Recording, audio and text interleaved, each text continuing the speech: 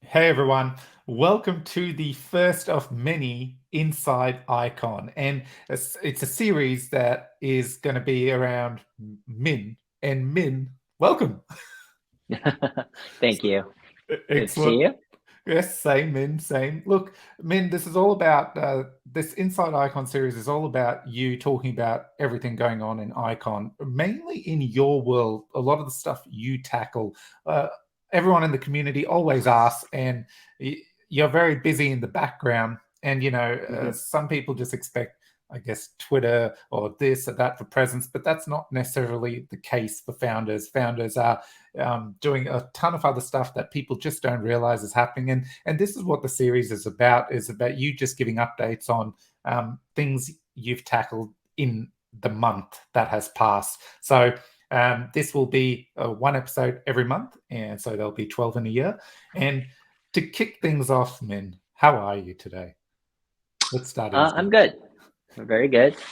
Work-wise, we are busier than ever. January is usually one of the busiest months, I would say. Okay. Everyone comes back from Yeah. the holidays and everyone's excited. Everyone's pumped. So a lot is happening right now. And me personally, um, getting ready to do some serious traveling post-COVID in Mhm. the past 3 years. Mostly, built good relationships with different people over the course of the pandemic, just through Zoom. Mm. Haven't had opportunity to meet, some of the business partners in person. Okay. And so next week we'll be on the road, and I kind of foresee more of that throughout this year. Yep. Okay, I'm going to come back to that. I'm going to go on the road and Sure. what you'll be doing. But let's kick things off very simple. So, one of the big things that everyone always asks, and I thought it's good to kick off in the first round, is how often do the foundation get together, the team members in the foundation get together? How frequently do they meet? Sure. So just at the foundation level, so what we do is we are a remote first company, or real remote first project. So all our teams are working from home, and you know that's part of being, I think, distributed team, working on a decentralized project. I think that makes a lot of sense. So that's what we decided to do. We created a blog post I think, a Mm. couple of years ago now. Um, but we do chat every single day. We do a daily check-in. Um, in the US or in the West, we do one, and in the East, in Asia time, there's another daily check-in happening. So there's two simultaneously happening. Um, and the daily check-ins are just, like I said, it's just a quick check-in, like what are we going to do today? What are we going to accomplish? Mm. And then we do a global weekly meeting where everyone joins in. Um, and that happens, you know, throughout most of the weeks, except when there are, holidays or other, um, higher priority items. But the weekly meetings are to check in on the progress and have like a deeper discussion around specific subjects. And then we do a team in-person gatherings around every 6 months, semi-annually. And this is where we spend a lot of time planning and some fun stuff. So doing some team building, making sure that the morale is high and we continue to work, and you know, we we try to have some quality time with each other. Yeah. So yeah. Okay, good. So then keeping in this theme, and you mentioned January is Mhm. extremely busy. So Yep. what is going on in the world of Icon at the moment? So your month of January has ended. What have you been doing? Things you've been tackling? Sure. There's quite a bit happening at the moment, at the foundation level, and we also do cross-organization meetings across other vendors or other partners within the Icon ecosystem, such as Icon Loop and Hava. So there's, frequent interactions with other, projects as well. Yeah. But at the foundation level, so, in the month of January, we've placed a bit more emphasis, I would say a lot more emphasis on the xCall service feature.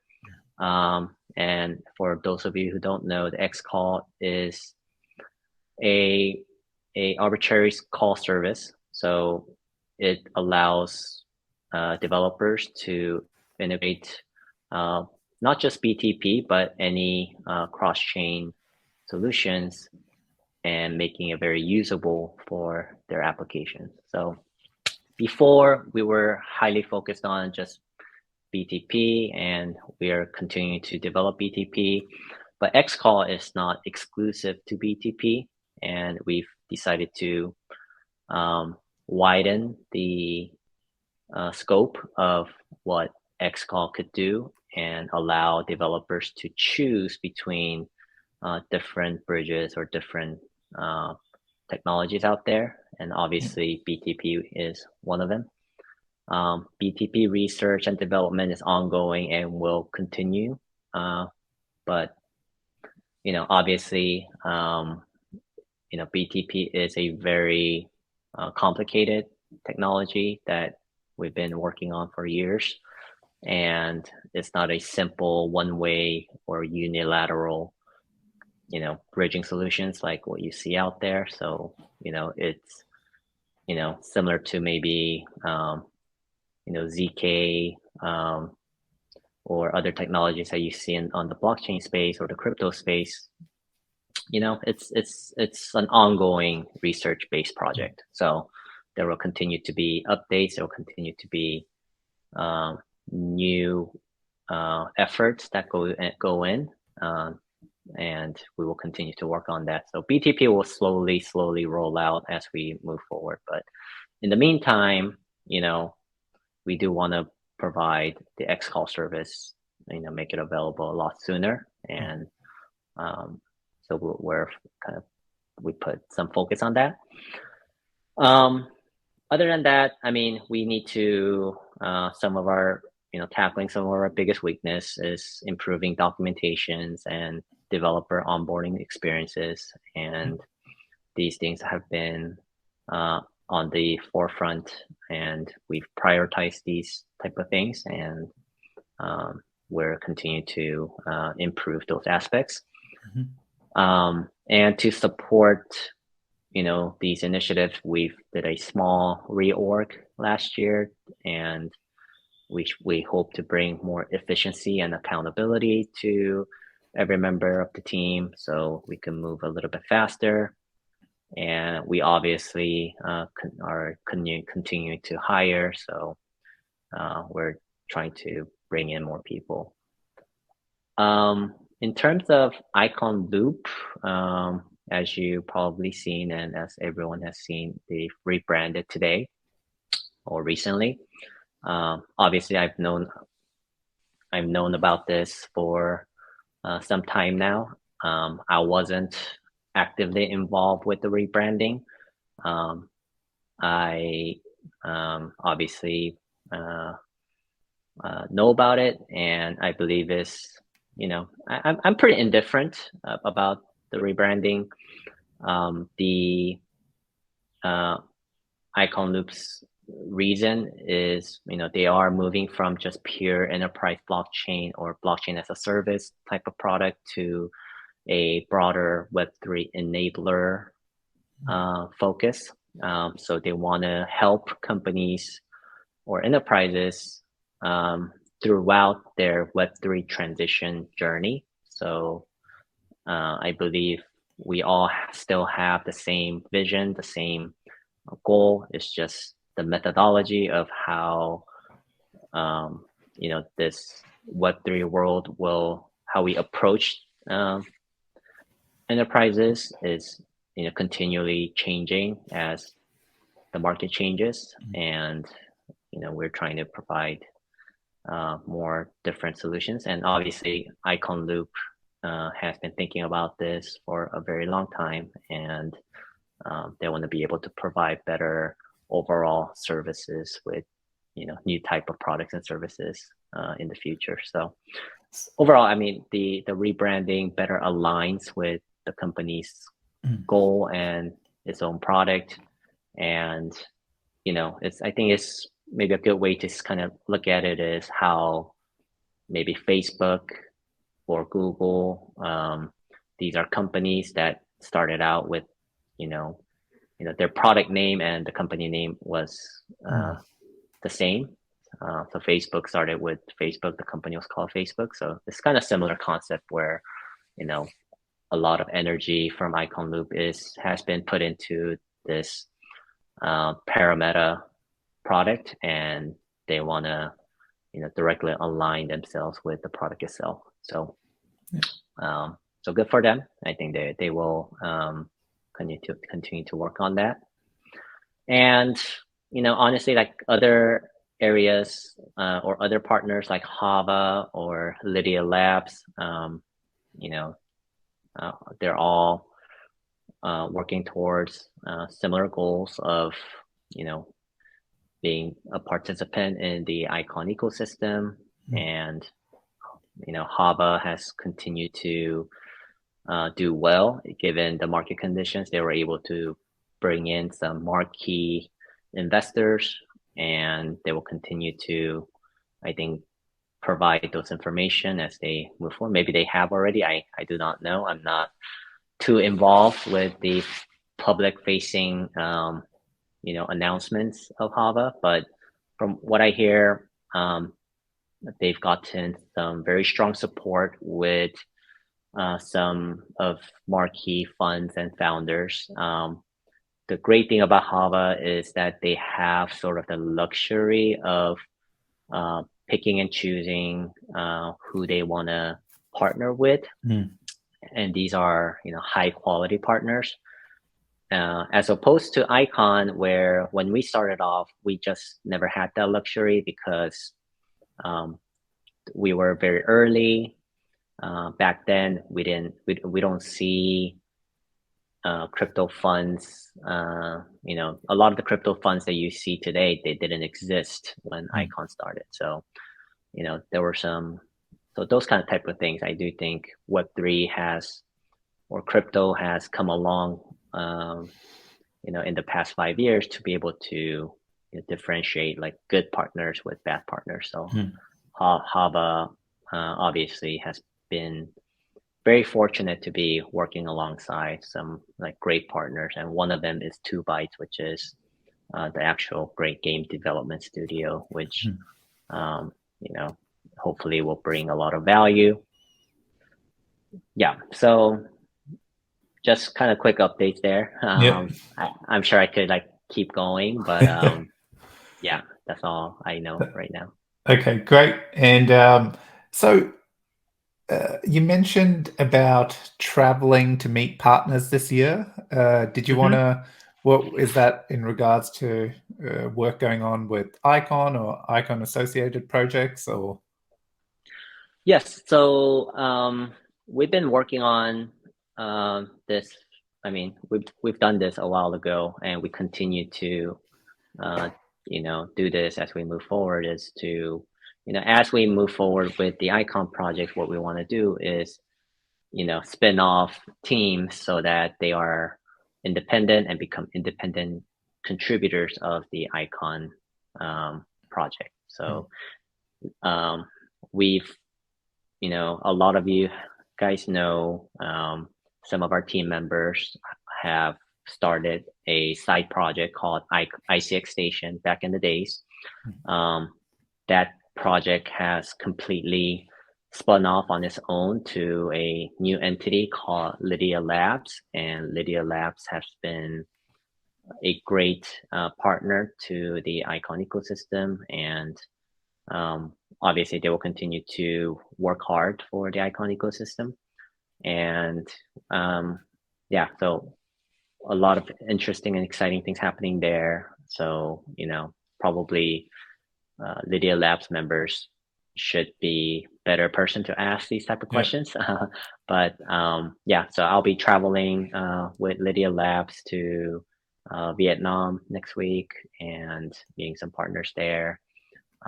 Hopefully, we'll add some more valuable partners that we could bring into the Icon ecosystem. So, there's Excellent. a lot of talent in other parts of the world that we've been talking to over the past, few years, and hopefully we'll continue to, uh, you know, bring those developers and partners into, you know, creating value for our community.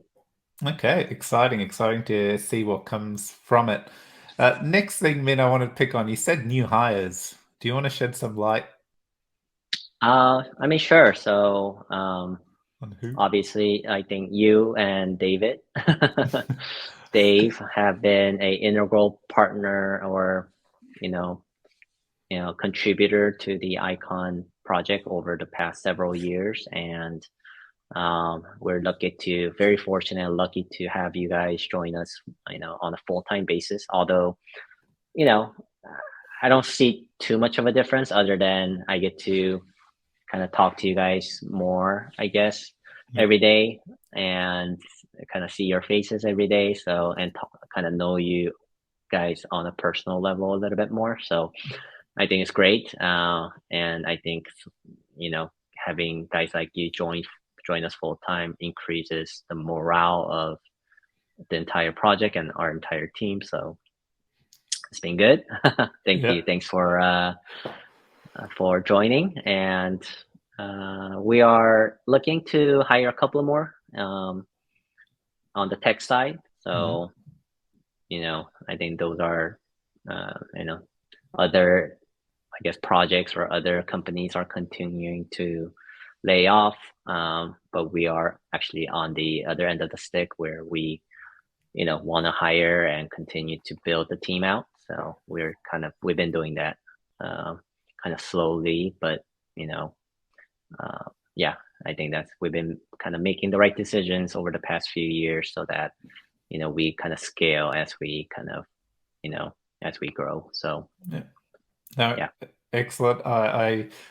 I'm excited to be on board. I've been doing a lot. Didn't expect it, but yeah, thanks for the opportunity, and we'll share Yeah. some of the stuff me and David are working on in future. But yeah, just excited to have the news out there, and just excited to be on board as well.